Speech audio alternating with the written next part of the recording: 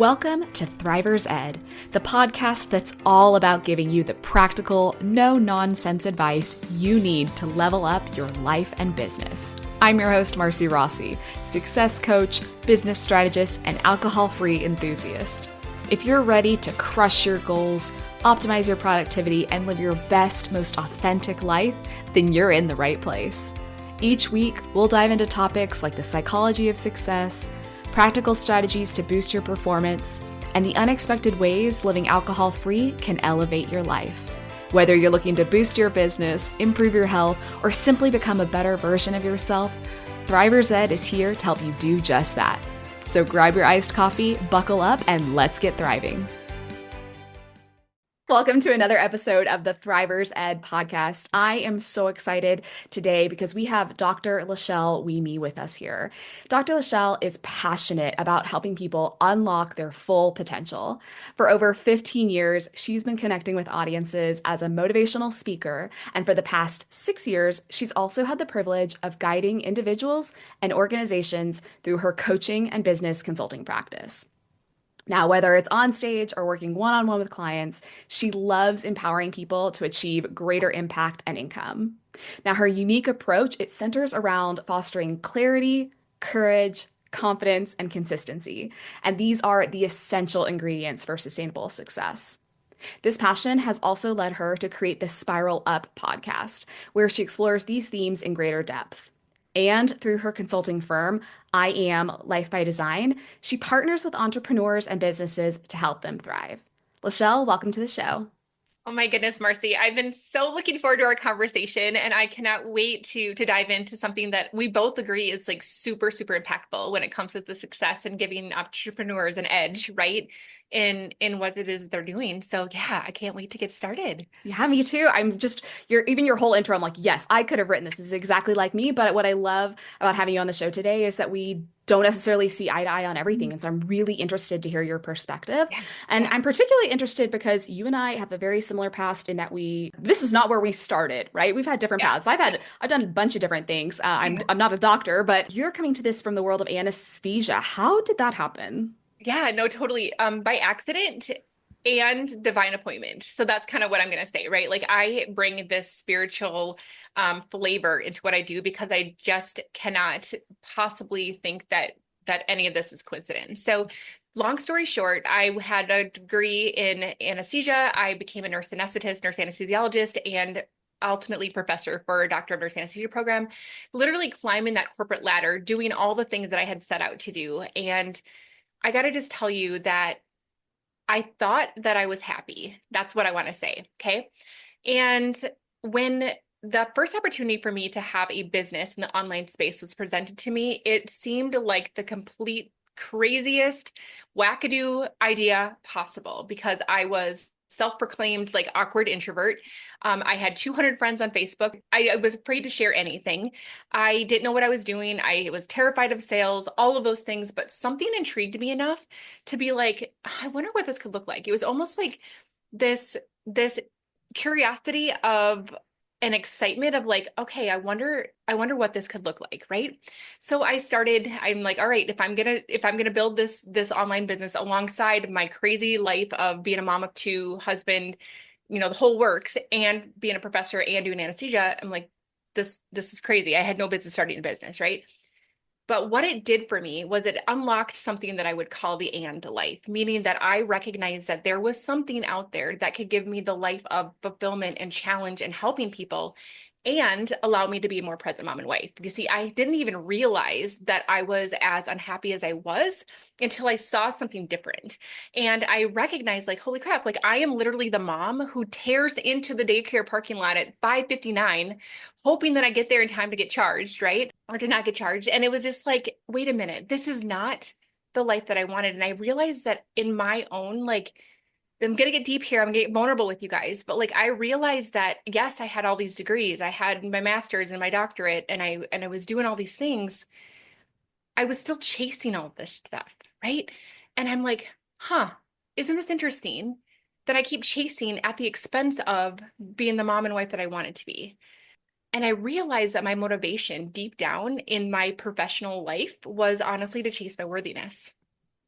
Once I had this degree, then I would be good enough. Once I had this title, then I would be good enough. Once I did this, then I would be good enough. And then while I was in those spaces, I wanted to make sure that I was keeping up with everybody else or that I was perceived as dedicated as everybody else, right?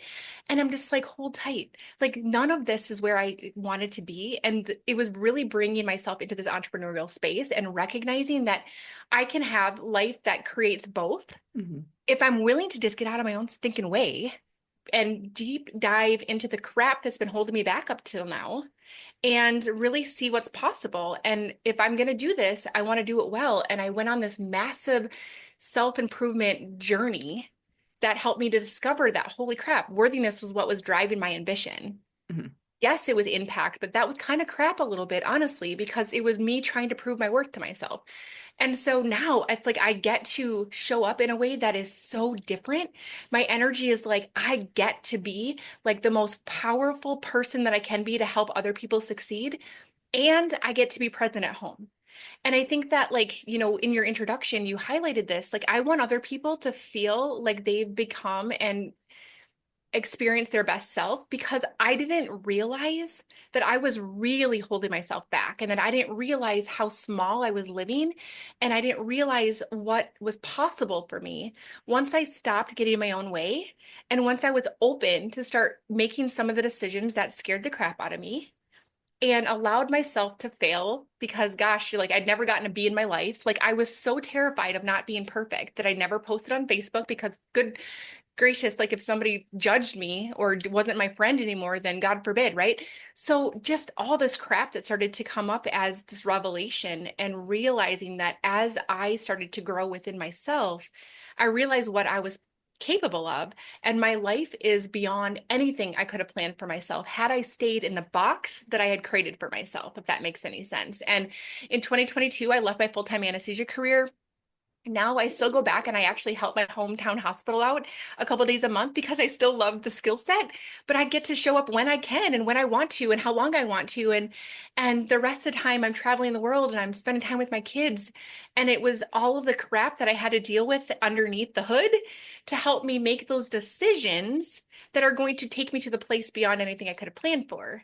And that's one of the things that you and I, are gonna get to talk to you a little bit about this because it's oftentimes, Marcy, don't you agree? Like, it's not that we don't know what to do, because that's kind of crap. Like, a lot of times we do know what we want to do, but we're just too afraid to do it, right? Yeah, Or there's something stuck inside of us that's preventing us from doing it. Go yeah, ahead. I would say that I think a lot of times there's like that catalyst moment, right? Mhm. So you were saying in the beginning that in your career originally you thought you were happy, and my problem was I was never happy. I just kept moving thinking that next thing's going to solve the problem. And what Mhm. really changed things for me is when I actually quit drinking, I realized I was playing small. Like I was trying Mhm. to numb the discomfort instead of being like, why Yes, am I uncomfortable? And then how do I go yes, and change it? yes, So, and you also said that you found yourself kind of putting yourself in that box and playing small. Was there a similar catalyst moment or thought or decision yeah, where you're like, oh, totally. wait, I actually am not so happy. This could be different. Yeah. And I want to just pinpoint on this, you guys, because I have goosebumps when you said that, Marcy, because I think that like that aha for you shows up in different ways for a lot of us. So for me, it's been busyness. So rather than drinking, I would just get myself super busy all the time to in order for me not to have to dress or feel or any of this stuff, right? So whatever that case may be, I'm just going to challenge all of you guys to be like, hold tight. Like, where am I avoiding this crap, right? But for me, it was literally like after I started my business and after I had to start to do personal development to get myself to a point where this could be successful, things started to open up and I started to see things that I didn't see before. And now all of a sudden I felt stifled and I felt like I was in a box. And I'm going to give you an example of kind of my big aha moment that happened. So I was a recipient of an International Leadership Award, and the award ceremony was going to be in London. I live in Minnesota in the United States. And so I could not get time off from work to attend the ceremony. Super bummed. I've never been to London. Like, I'm getting this beautiful award. I wanted to go. They're like, it was a hard no, right? So then they were willing to make concessions for me and they're like, hey, you can certainly accept this over Zoom. Like we're fine with that. So I went and got the sparkly dress, did all the things, but unfortunately the time difference was 6 p.m. in London was 1 p.m. my time, which meant I was still going to be in the operating room. Tried to get a half day PTO, had tried to get all the things, hard no. And I was crushed. Like I ended up getting home just in time because a lot of my colleagues like rallied to like fill in for me, but it was a unnecessarily stressful situation. And then just like a week later, here I was sitting in my workroom and I was putting in my vacation pics for a year and a half in advance. I was one of 230, no, 265 like fellow nurse anesthesiologists that were vying for the same PTO spots. No guarantee any of this is going to get approved. No hope for these last minute schedule changes that I know are going to continue to happen as I grow and evolve. And I just realized I'm like, there's no way I can do this for 10 more years when I would technically be benefit eligible to retire. I'm like, there's no freaking way I can do this. I cannot do this I can't. And it was like that decision allowed for me to be open to possibilities and open to solutions, right? So what happened then, if I can continue the story, Yeah. I just happened to be heading to a friend of mine's lake cabin and we were chatting over coffee and she's like, have you ever thought about just doing anesthesia for small town hospitals on the weekends? That way you can still like bring in the safety net of income, but do your own thing. And I'm like, I'd never thought about it. Got back home, looked online, and sure enough, like there was a spot in my hometown that needed help. And so I'm like, okay. And it was so unbelievable because once I like allowed myself to see a different solution, all of a sudden my energy was in alignment with all of these solutions, right? And so like they didn't even interview me. They just hired me. My husband, who's super like Mr. Stability, non-risk taker, like hard nose, was all of a sudden like, sure. And it felt like the Red Sea parted. And it was like a miracle. And I'm like, all right, let's do this. And within 30 days, I had quit my job and I went and I traveled back to my hometown and helped them out for a couple weeks at a time, just so that we could start to establish some routine. And then eventually now I just help them out a couple days a month because I want to. But girl, like we have to get to this point where, yes, it has to be bad enough to make that like decision, but it's also all of the things that I had been working on up to that point that led me to having the courage, that led me to be willing to take the risks and bet on myself, right? And that's really what it comes down to for both of us. Like, yes, we can be in a place where it's so miserable that there's nothing we can do. But just like you, I don't want my clients to have to hit rock bottom before they are willing to make a big life-changing decision. And it doesn't even have to be life-changing. It could be the smallest little thing, but they feel empowered to do it. And when we can start making the smallest decisions, and all of a sudden the big decisions don't seem so scary, right? Can you tell me more about that small decision, right? You're saying you built up this security, but then your husband's like, I want, Mr. Stability, I want everything. And I can see Mhm. that for a lot of people, Yeah. like maybe they've hit that point where like, I can't do this anymore, but change Yeah. is scary. Quitting my job is scary. Moving across the world is scary. Whatever that thing is scary. And they haven't built up that courage yet. So Yeah. what would you say to them? Yeah. Oh my gosh. Okay. So I think that like really it comes down to what I call the foundations of success. So when you can build upon a foundation of these key pillars, all of a sudden decisions are going to start to click. All right. So I'm going to tell you these pillars for me are number one, the power of your choices.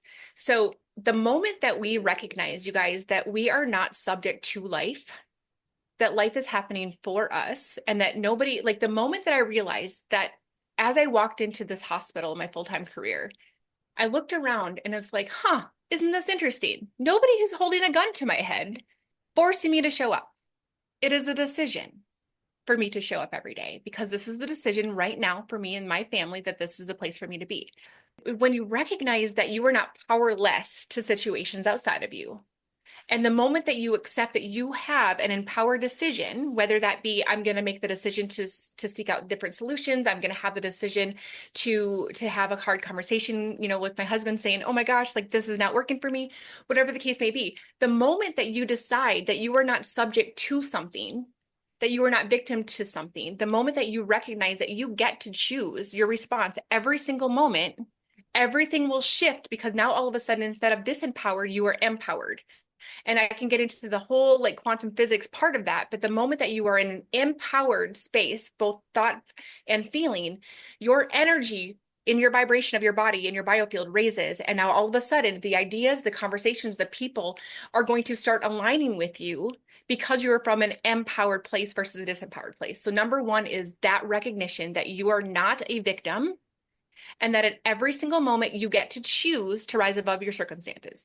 Number two is building the confidence. Now, a lot of times this really does come from addressing any toxic thought patterns, right? So, what is the trash talk going on in my head? What are the limiting beliefs that I have picked up from my upbringing? Many times people don't realize that many of the belief systems that we have in which our brain uses as a construct for the way life works are developed before we're even 7 years old. So what did I learn by watching my parents without the brain cognition level to be able to have context available to it? And I can get into that whole conversation for the next hour. But my point is that there's lots of reasons why we don't feel confident. And it might be like, hey, I've tried this before, it didn't work, so I must suck. Or, everybody else seems to have it figured out and I don't, so I must suck. And whatever the case may be, the moment that you shift into recognizing that you are worthy, that you are capable, that you can handle anything, things start to shift. You're willing to make decisions, you're willing to take risks, you're willing to again shift your energy into, oh my gosh, I really hope that you could possibly talk to me and maybe we can figure this out too. I need to tell you something. I believe in it. I think you'd be amazing for it. Different energy because I come from a place of confidence, right? The next one is connectedness. Now, this one is something that's different for a lot of different people, but for me, ultimately, the way I describe this is the connectedness between me and something bigger than me. And I believe that we are all part of this beautiful interconnection of energy and that there is a God that has given us the ability to co-create with him. And so when we recognize that, this is a kind of a really key piece to what I do, is recognizing that all of the weight of the world that I've been carrying on my shoulders, all of the responsibility. I was a breadwinner for my family. My husband's a teacher. Teachers should get paid more, right? So there's a lot of responsibility for me in this space. But the moment that I recognize, like, okay, breathe. I am not in this alone, that there is a divine order that is guiding and supporting me at all times. And that I believe that I have the ability, you have the ability, all of us have the ability to tap into our subconscious to be able to ask for divine guidance in even like yes, no questions. Sometimes people are entertained by this. Like one of the most famous inventors of all time is Thomas Edison, right? Thomas Edison, you guys used to have a practice every day where he sat in a chair and held a rock in his hand. Now, the reason he did this is because he wanted to get himself into a state of alpha brainwaves, and alpha brainwaves allow us to connect to the higher intelligence of all, the source intelligence of all. And that's how he was able to have these inventions that came out of nowhere. And so what he would do is he would sit in his chair and he would hold his rock, and his goal was to get to the brainwave that's just before sleep. And if he dropped his rock, it would wake him up because he didn't want to actually fall asleep. But his goal was to get to the theta so that he could open his consciousness up to divine guidance. All of us have that same opportunity because our subconscious is actually connected to the intelligence of all things. It's just a matter of number one, are we willing to allow for that wisdom to come in? And number two, how do we learn to trust our own discernment? You can believe that you can pray to God and ask for his help, but do you believe in yourself enough to hear what he's saying and for you to actually trust to do that?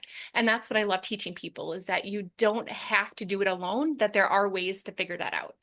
The next one is courage. So if you have fear, and fear can be like obvious fears, right? Like I fear that I'm going to be making a fool of myself, or I fear that I might not be able to put food on my table if I quit my job. Those are legitimate conscious fears. Oftentimes we have subconscious fears that are below the level of our awareness. And this is so interesting, Marcy. So I have a process that I take my clients to that can actually take them with their subconscious to the moment that the limiting belief is formed. And then from that limiting belief, then we can like neutralize it energetically and then plant the seed of truth and then shift their belief system. Okay. But what's so fascinating is that in that process, I have been able to take people through, and depending on your belief systems, some of my clients have the acceptance that there are past lives that we've been through. Some of them have a belief construct that we work with that they recognize that we can actually inherit limiting beliefs and energy blocks from our ancestors. Okay. Regardless, I've had people have experiences where they literally One example. She watched her parents when she was young, and they were fighting and they were miserable. And she was little, she was like 5, and she's like, I want to go outside and play, but I feel like I have to be in here because I need to be miserable and angry. Okay. So now she's afraid of raising her prices because she is afraid of being happy. She's not worthy of being happy. She's not worthy of choosing herself over others. She's not able subconsciously to accept that it's okay for her not to be miserable and angry. So then she keeps making decisions that are consistent with that identity versus the other one. So there's hidden things. I've had other people who have taken themselves back through ancestors. They've literally been able to see themselves from their grandma's consciousness in her grandma's kitchen like decades ago, looking out the window at her daughter who happens to be this girl's mom. Unbelievable. But her grandma in her place had actually had an experience where her mom had passed and she was watching her daughter play, and she thought to myself, it's not fair that I can be happy when my mom wasn't able to watch me do this. And so she consistently made decisions that kept her in this unhappy, unworthiness of happiness space. And it's so what I'm saying, you guys, is that we have fears that could be something that are just hidden in your subconscious.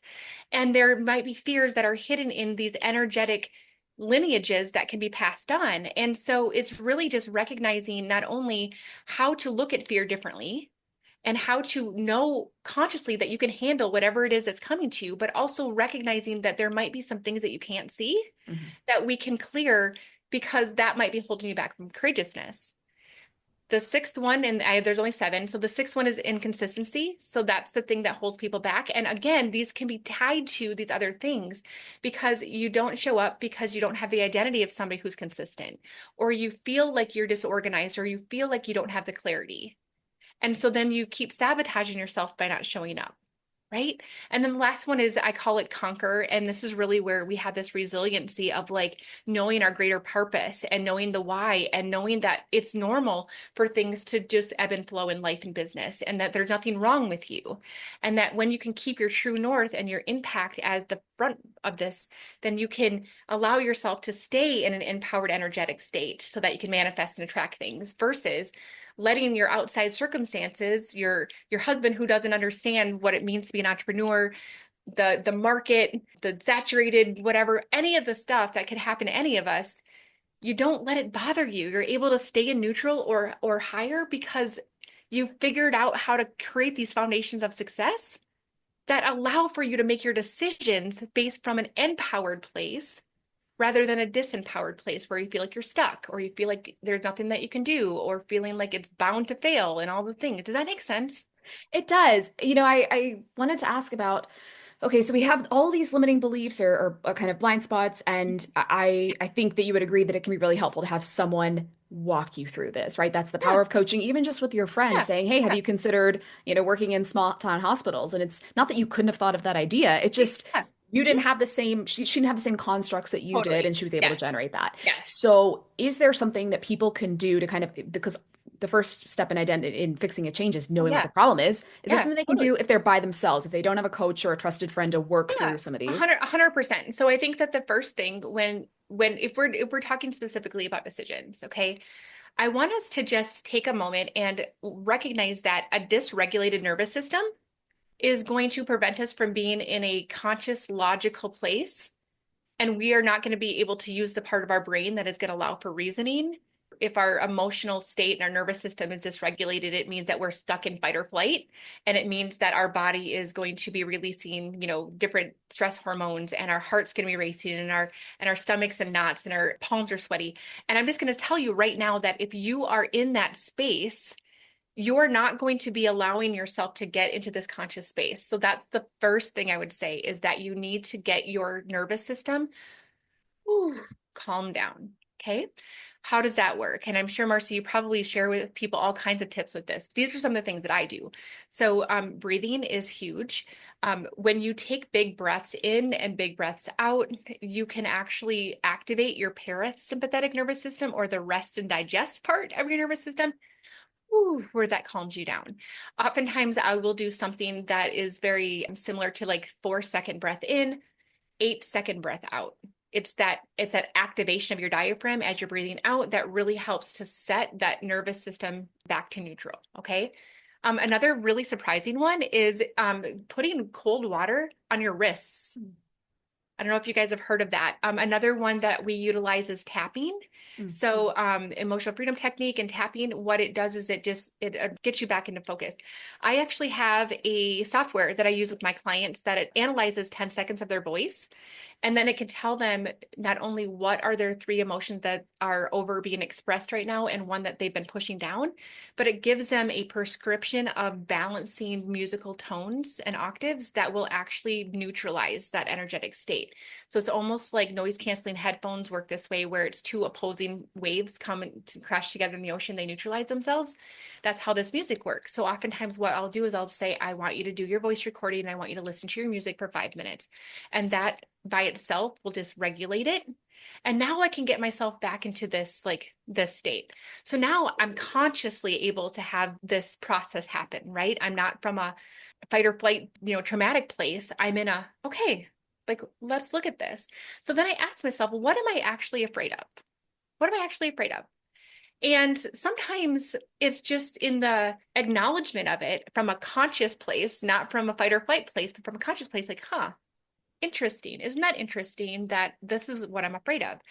And when you can do that, you can start to rationalize it from a logical standpoint. So oftentimes what I'll do is I'll have my clients say to themselves, okay, what would be the worst case scenario that could happen here? Right? Worst case scenario. And let's just say, I'm gonna give this example from the girl who's like, I can't be happy. We were able to recognize that if I'm happy and not miserable and angry, then I'm going to be abandoned. And if I'm abandoned, then I'm going to die because I can't take care of myself. So it's really just like, if I'm happy, I'm going to die. That's what her subconscious told her. Okay. So we can take that and be like, all right, so am I going to die if let's say I'm afraid to go live on Facebook, or I'm afraid to start my podcast? What is the worst case scenario? Worst case scenario is nobody listens to my podcast. Worst case scenario is somebody makes fun of me. Worst case scenario is, and then I think about it, it's like, okay, well, I'm not going to spontaneously combust. I'm not going to lose my house. Like the things that we catastrophize, Yeah. right? So we start to think about it like, okay, hold tight. And then I asked them, okay, let's just pretend like the worst case scenario happened. What would you do? Well, if nobody listened, I guess I would just know that that's not my jam. Or maybe I would just like adjust the messaging. Or let's say somebody made fun of me. Well, maybe they're just not aligned with me. And I just got to be okay with that. Like that's their shit, not mine, right? Like whatever the case may be, we get to say from a logical standpoint, what would I do if the worst case scenario happened? And what we do then from that place is that we decide that we can handle it. Hmm. And once I can handle it, okay, now I feel empowered again. Okay, so, okay, awesome. I can handle it. Now, sometimes that conscious part of us is still not enough. And this is where I'm going to ask you guys to just sit with me in the woo for a second. So I'm a scientist, I'm a researcher, I love the body, I love the brain, but there's a lot of quantum physics and a lot of brain science into this. I want you to, from this conscious place, have a conversation, whether it be out loud or in your brain, with the younger version of yourself. Because this fight or flight and this nervous system activation is really, there's something inside of you that doesn't feel safe. And so it's like, hey, LaChelle, you're okay. You're safe. What do you need right now to be safe? I just need to know that I have some people here to protect me and to love on me, even if this doesn't go good. Awesome. Okay, good. Good job, LaChelle. It's amazing what can happen from a conscious standpoint when we can soothe the inner self that's trying to keep us safe from the ego.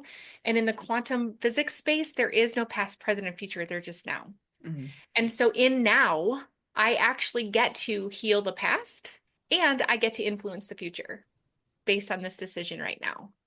And so those are some of the steps that I take my clients through or tell them to do on their own in order to work through some of this process together.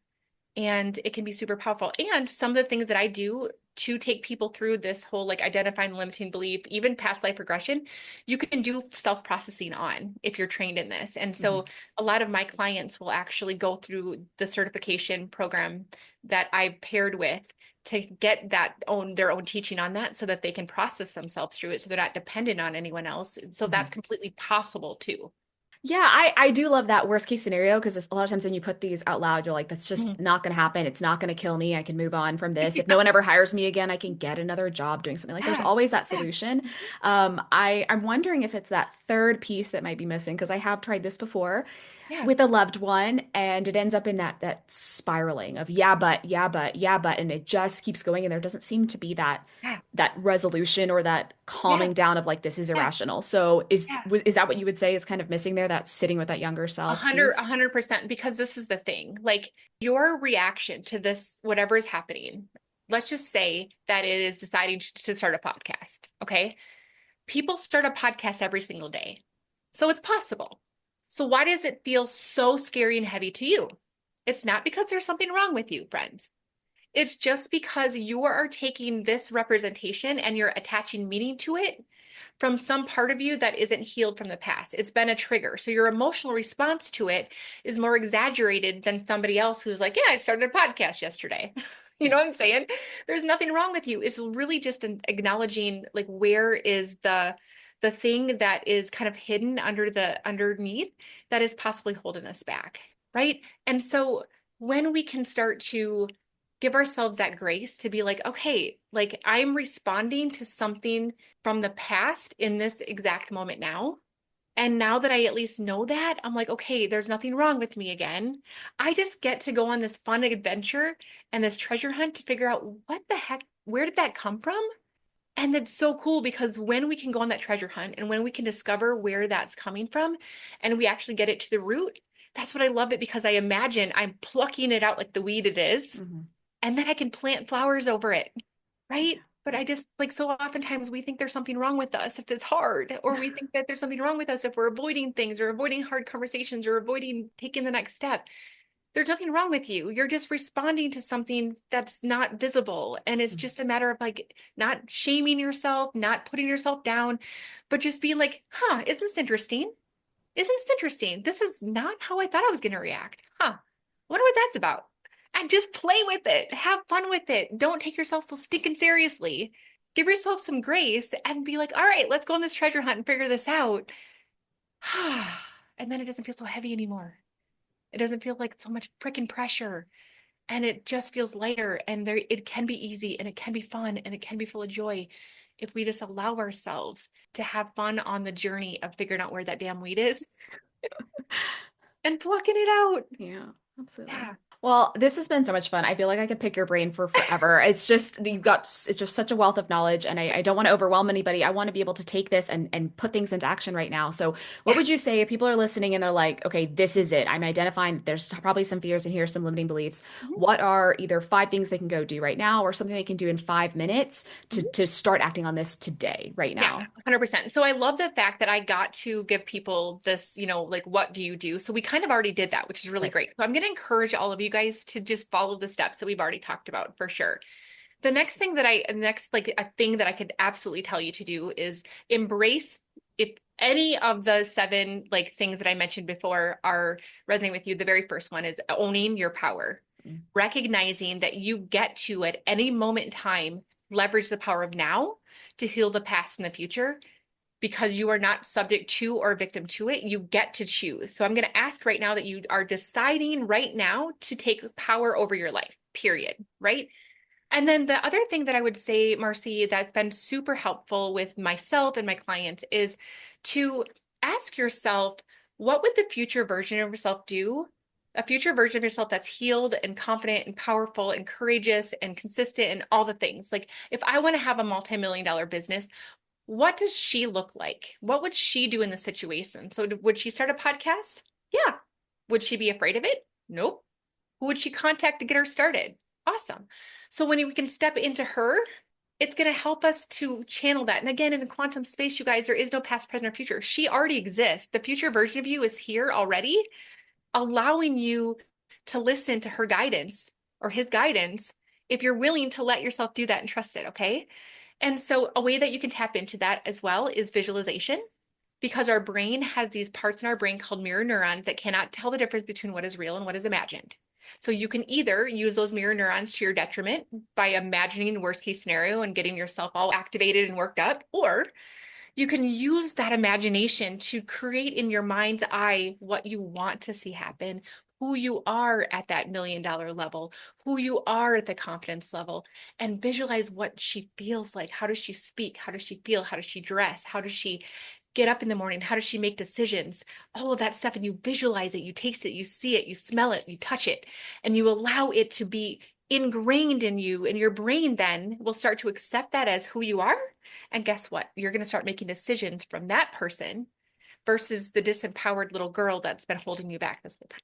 Love it. That's just, I don't even, it wraps it up so perfectly. I love the acting as if, and if people are just listening to this, I'm going to encourage you to go watch this on YouTube too, because Dr. LaChelle has just such great energy. You can tell that she is acting as if she is being that person that she wants to be. And it's just been so much fun having you here.